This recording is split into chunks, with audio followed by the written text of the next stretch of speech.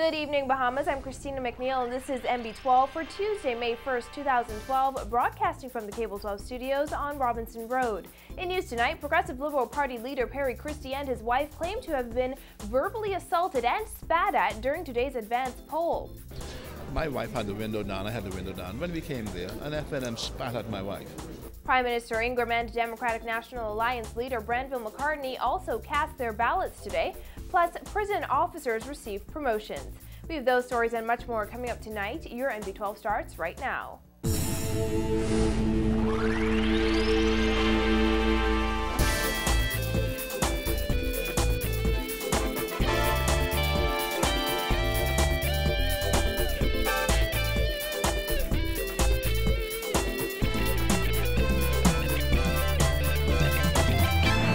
Thanks for joining us. Progressive Liberal Party leader Christie and his wife Bernadette Christie are claiming that FNM supporters verbally assaulted them outside of the College of the Bahamas this morning as crowds from different parties became a little rowdy. Nikita DeVoe was stationed at the advanced poll at the college and has the details you'll only see here on NB12.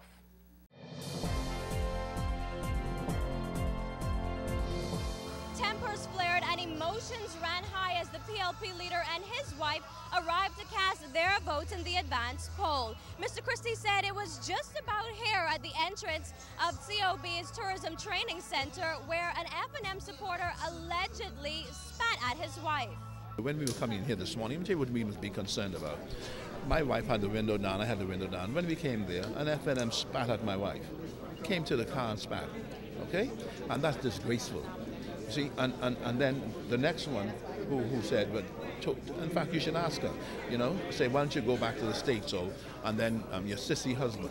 You know, that kind of situation in here, okay? One, she's here in the Bahamas with her husband who's been married for one hell of a lot of years, and two, anyone who knows me would know I know sissy, okay?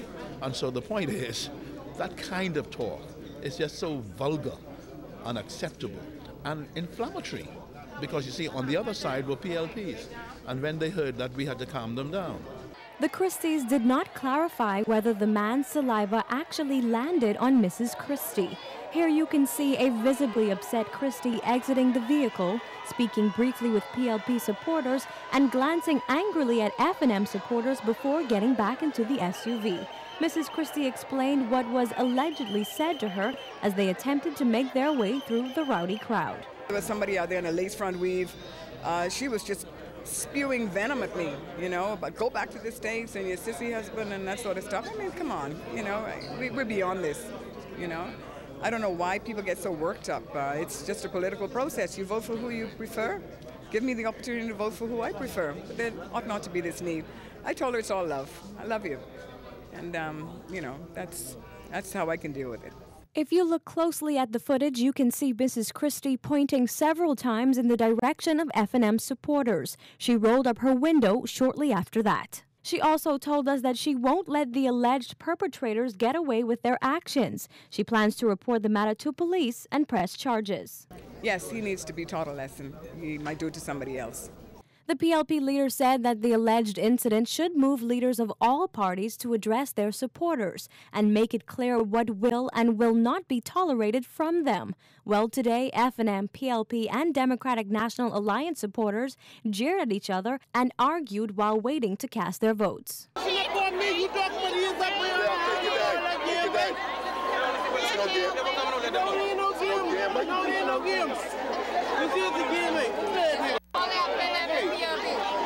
They also heckled candidates as they drove in and out of the gate. When Minister of National Security and Mount Moriah candidate Tommy Turnquest approached the gate, he was surrounded by PLP supporters who hit on the vehicle chanting, "Run, Tommy, run." Christie said this type of behavior must not be allowed moving forward. All political leaders must ensure that our supporters know that the leaders want them to act responsibly, to conduct themselves responsibly, and remove themselves away from provocative situations. You know, that's what we have to do to ensure that this democracy reigns supreme. Christie and his wife voted in the Killarney constituency poll shortly after 11 a.m. Also voting at that poll this morning in the Tall Pines constituency was DNA leader Granville McCartney. He also weighed in on the rowdy crowd. we have told all of our persons to be very cordial, very respectful to persons. We try to raise the standard a bit of the process, and I noticed when I was out there, there were, some back and forth, and I've encouraged persons to be respectful of other persons' right to vote for whichever party they so desire. Reporting for NB12, I'm Nakia DeVoe. Well, some Progressive Liberal Party supporters booed Prime Minister Ingram as he and his wife arrived at Kendall G. L. Isaac's gymnasium to vote in the advance poll this morning. However, it was a lot less dramatic at that voting center. Vonique Toot has that angle. Thousands of people lined up outside of the Kendall G. L. Isaac's gymnasium from as early as 5 this morning to participate in the advanced poll. Officials from the Parliamentary Registration Department estimate that between 3,000 to 4,000 people marked their acts here at the gym today. One of them was Prime Minister Hubert Ingram. Sporting red suede shoes, the F&M leader arrived at the voting center at 9 this morning. Progressive Liberal Party supporters threw jeers as he exited his SUV. Unfazed, the Fort Charlotte constituent walked into the polling station where he cast his ballot at 9:18 a.m. He told reporters there is no question which candidate he voted for. Do you mind telling us who you voted for? Recent amendments to the Parliamentary Elections Act empower the parliamentary commissioner to establish polling stations outside the Bahamas and allow for early voting for a wider range of Bahamians. Mr. Ingram says it's something he's extremely proud of. Very proud indeed. In fact, we have one glitch so far in Atlanta. 3 or 4 of the constituencies, no ballot was sent for them. Steps are being taken to ensure that ballots are there for them before 6 o'clock today. Other than that, we've had no complaints or any suggestions of anything going awry so far. It is very pleasing to have 4,000 plus people who were going to travel or would have been ill, who could now vote. The bill also made provisions for special voters to cast their ballots today, like voters who will be out of town on Election Day and people who are unable to vote because of pregnancy or recent childbirth. Latoya Stirrup, who is expected to give birth any day now, says she was happy that she was able to vote early. So are Anelia Dean and Adele Thomas, who will be traveling on May 7th. Because as you can see, it's soon delivery time. Never know, sometime they come early. So I don't want to take no chances today. I want to make sure I cast my X to F&M. I'll be traveling on Saturday. I won't be here. I won't be back until Wednesday, so I won't be here for the election. So how much of a convenience is this for you, being able to vote early? It's a big convenience because if not, I had to change my travel arrangements. My sister's graduating. I really didn't want to miss that, so it's a big convenience. It's a great help. It was very convenient because I was worried that I wouldn't be able to vote, but this is working out well. People living in the Bahamas who were eligible for the advance poll will have the opportunity to vote on May 7th if they did not do so today. However, the Prime Minister made it clear that does not apply to overseas voters. He also noted that 36 international observers from the United States and 16 from the Organization of American States should be in the Bahamas to monitor the electoral process. However, he could not confirm whether observers were here for the advance poll. Now that he has already marked his X, what will Mr. Ingram be doing on Election Day? Boiling fish, spend some time with my friend Alfonso Elliott, who has not been well. As they did when he arrived, opposition supporters once again left their tents and chanted as the Prime Minister left the gym.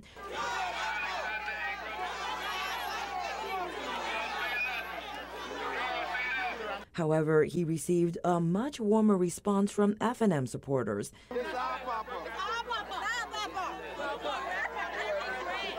Now that the advanced poll is closed, a record number of voters are preparing to mark their X on May 7th.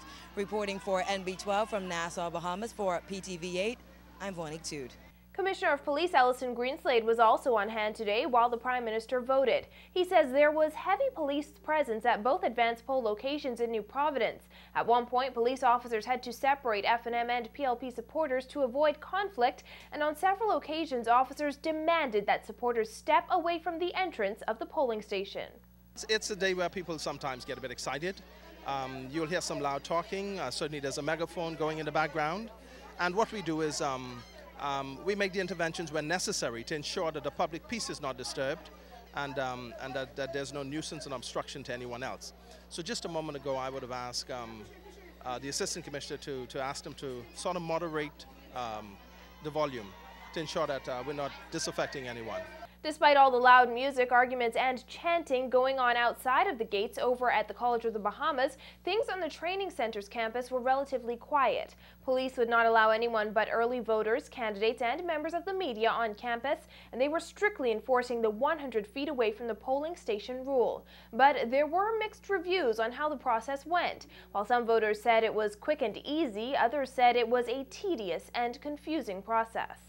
Very smoothly. I haven't been here more than 10 minutes and I'm already done. So I'm scheduled to deliver next week, so I thought it would be a good idea to come out and try to vote early just in case, since I can't predict the exact moment. So it demonstrates that the country is moving the needle forward in terms of some of the things that we need to do to ensure that as many persons as possible have an opportunity to vote.